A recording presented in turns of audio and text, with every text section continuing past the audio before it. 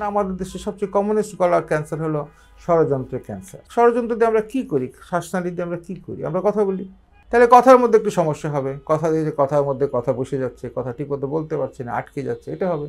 এখান থেকে আমরা কী করি, এখান থেকে আমরা শ্বাস নিই। তাহলে শ্বাস নিতে গেলে আমাদের সমস্যা হবে। শ্বাস হয়তো দেখা যাবে সবসময় হচ্ছে না, রাত্রেবেলা নাক ডাকতেছে, এটাও কিন্তু শ্বাসের সমস্যা।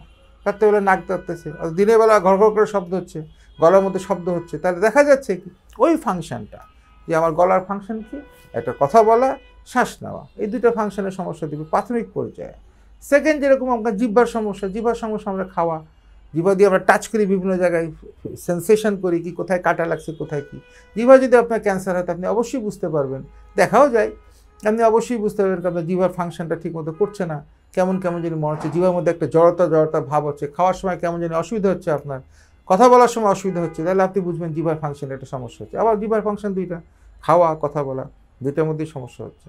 আপনার নাকের যদি আপনার টিউমার হয় তো নাকের ফাংশন আপনি বুঝতে পারবেন, নাক দিয়ে শ্বাস নিতে পারছেন না, নাকের যে নর্মাল নাকটা যে অ্যালার্ট পজিশনে থাকে, নাকের মধ্যে সর্দি কাশি লাগছে, ঝামেলা হচ্ছে, বুঝে নাকের এর সঙ্গে যখন থার্ড যে ফ্যাক্টর, যে ফাংশন যেটা আছে, সেই ফাংশনটা আপনার প্রথমে বাধাগ্রস্ত হবে, বুঝবেন আপনি আর্লি ফেজ থেকে এটা শুরু হবে। এই সমস্যাটা কিন্তু চলে যাবে 5 দিন, 10 দিন, 1 সপ্তাহ পরে চলে যাবে, 2 সপ্তাহ পরে। কিন্তু যখন ক্যান্সার হবে, আলহামদুলিল্লাহ আল্লাহর ইচ্ছা, এটা কিন্তু যাবে না, এটা খুব দুঃখজনক।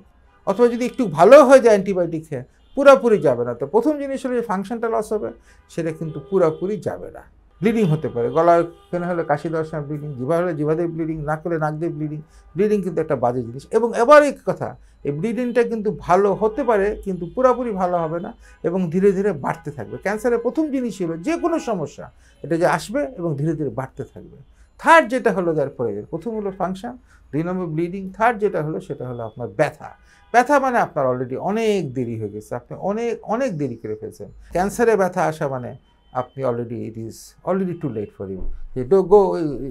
Don't wait, go immediately to a specialist, not মানে ওই জিপি, জেনারেল প্র্যাকটিশনার বা কোয়াকের কাছে না, স্পেশালিস্টের কাছে যান, দেখেন কি এটা চিকিৎসা করা সম্ভব কিনা।